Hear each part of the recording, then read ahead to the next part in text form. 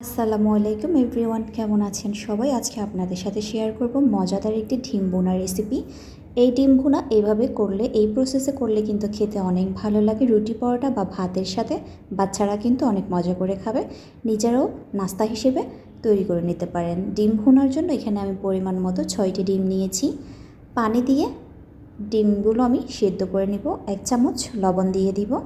লবণ দেওয়ার কারণে ডিমের চামড়াটা ভালো করে উঠে আসবে। এবার ডিমগুলো সেদ্ধ করে চামড়া ছাড়িয়ে নিয়েছি। 1 চিমটি পরিমাণ লবণ হলুদ দিয়ে ভালো করে মেখে নিব।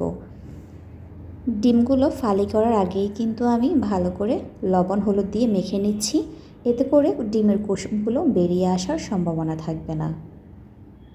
এবার আমি ডিমগুলো মাঝখান দিয়ে এই প্রসেসে ফালি করে নিচ্ছি।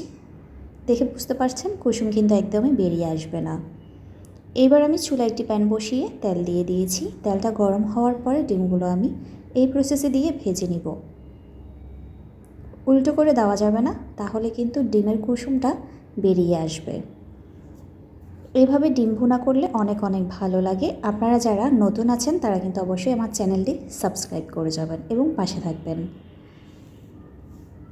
এইভাবে আমি ডিমগুলো ভেজে নিব। এক পাশ হয়ে গেলে অন্য পাশ উল্টিয়ে দিব। দেখে বুঝতে পারছেন ডিমের কুসুমটা কিন্তু একদমই বেরিয়ে আসেনি এবং রান্না করার সময়ও কিন্তু বেরিয়ে আসবে না। খুবই সাবধানের সাথে একটু করলেই হবে। এবার সবগুলো ডিম ভেজে নেওয়া হয়ে গিয়েছে। এই পর্যায়ে আমি তুলে নিব। চুলে একটি প্যান বসিয়ে তেলটা গরম করে পেঁয়াজ কুচি দিয়ে দিয়েছি পরিমাণ মতো। 1 চিমটি পরিমাণ লবণ এবং 1 চিমটি পরিমাণ গোলমরিচের পাউডার দিয়ে পেঁয়াজগুলো একটু করে কষিয়ে নিব। এবার 1 চামচ আদা রসুন বাটা, টমেটো কুচি দিয়ে দিয়েছি। এবার 1 চিমটি পরিমাণ হলুদ, জিরা 1 চিমটি পরিমাণ, গরম মশলা দিয়েছি 1 চামচ এবং লাল মরিচের গুঁড়ো দিয়েছি 1 চামচ। অবশ্য মরিচটা কিন্তু বেশি ঝাল নেই, সেজন্য আমি 1 চামচ ব্যবহার করেছি। আপনারা ঝাল কম খেলে হাফ চামচের মতো ব্যবহার করতে পারেন। এই পর্যায়ে নেড়ে ছেড়ে একটু করে পানি দিয়ে দিয়েছি যেন মশলাটা লেগে না যায়। এখানে আমি 1 কাপের মতো পানি দিয়েছি। এখানে আর কোনো পানি আমি ব্যবহার করব না। ডিম ভুনাটা এই পানির মধ্যেই কিন্তু হয়ে যাবে।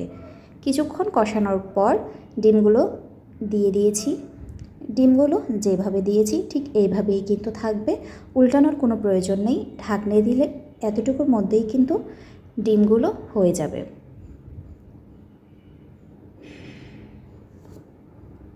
এবার কাঁচামরিচ দিয়ে দিব। ডিম ভুনার রেসিপিটা কিন্তু সম্পূর্ণ তৈরি। ঢাকনি দিয়ে 2 মিনিট রাখার পর দিয়ে দেব ধনেপাতা। এবার আমি চুলার আগুনটা বন্ধ করে দিয়েছি। অসাধারণ এই ডিম ভুনার রেসিপিটি যদি ভালো লেগে থাকে অবশ্যই কিন্তু চ্যানেলটি সাবস্ক্রাইব করে লাইক কমেন্ট করে পাশে থাকবেন আর বাসায় অবশ্যই কিন্তু এই প্রসেসে ট্রাই করবেন। আজকের মতো এখানেই, আল্লাহ হাফেজ।